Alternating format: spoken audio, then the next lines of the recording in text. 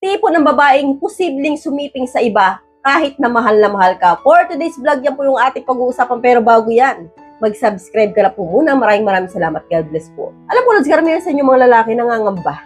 So nangangamba kayo na baka lokohin kayo ng babaeng mahal ninyo. Isang araw mo, wala ng gana ang babaeng mahal ninyo. So alam ko may mga ganun kayong mga fear, kayong mga lalaki, no? So, hindi naman po nawawala yan, normal lang po yan sa relasyon. Depende rin po yan sa babaeng pinili mo na maging girlfriend o maging asawa. Kaya nga dito sa video na ito, Lods, no, bibigyan ko po ng uri ng babae na talaga nga namang kahit mahal ka, posibleng sumiping sa iba.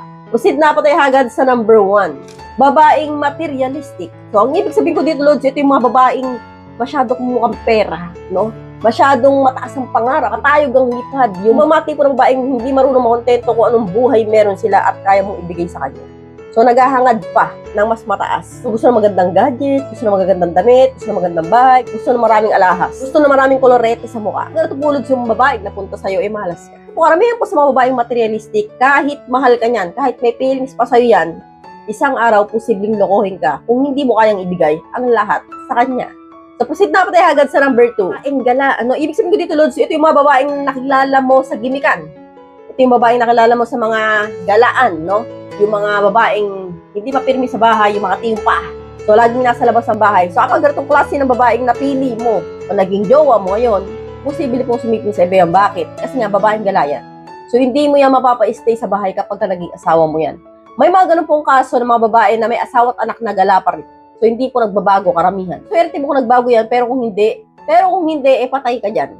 So, proceed na tayo agad sa number 3. Babaeng sobrang bogly, no? Alam niyo na ibig sabihin, sobrang L. So, kapag po ang babae ay sobrang L, no? Kahit ano pong gawin mo dyan, posibleng sisipin pa rin sa iba yan, no? So, lalo-lalo na kung ikaw po ay may kahinaan pagdating po sa kama.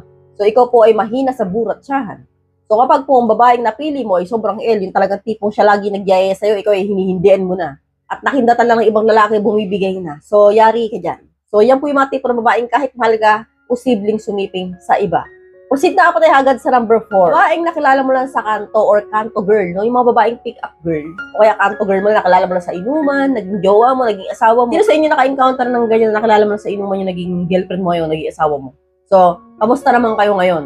So, hindi ko nila lahat, pero karamihan po sa mga babaeng ganyan, sakit sa ulo. Hindi po ng mga babaeng kung saan mo na nakilala, swerte mo dyan.